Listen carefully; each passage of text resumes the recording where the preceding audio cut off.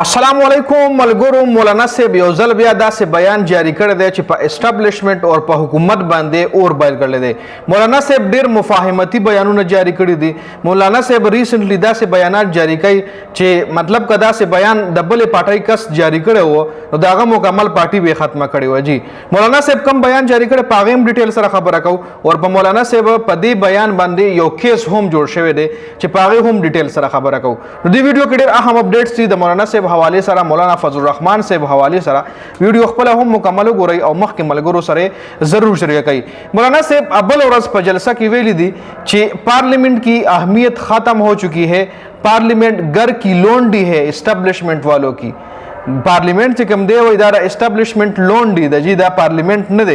अब ईवान की अहमियत नहीं है, अब इस मैदान की अहमियत है.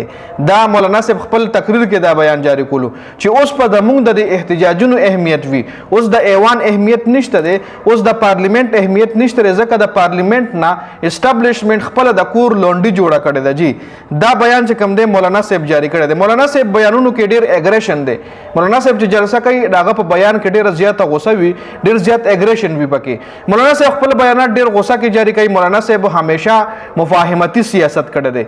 द परवेज मुशर्रफ दौर नता सुरौनी सही नो मैक्सिमम हुकूमतों के मौलाना साहब मुफाहिमत करे दे, यानी द हुकूमत मुखालिफत करे दे.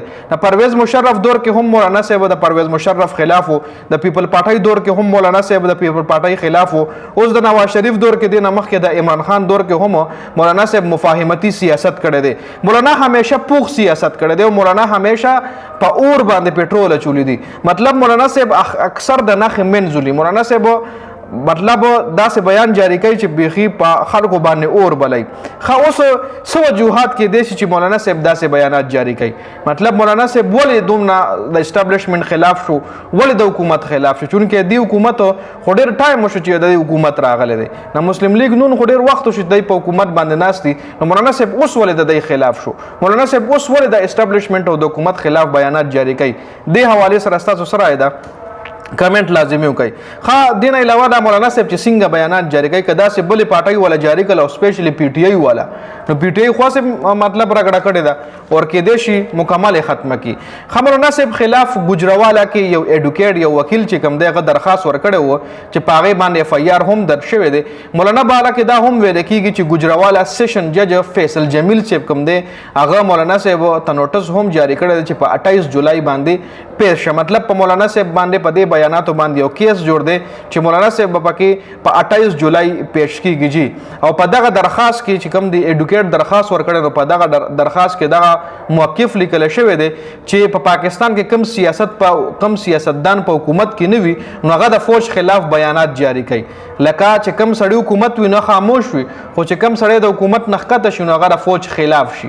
पदे बाने हम सोच कोर पकार दी चे यानी वल यो सियासतदान द हुकूमत खिलाफ नो द फौज खिलाफ बयानात जारी कई.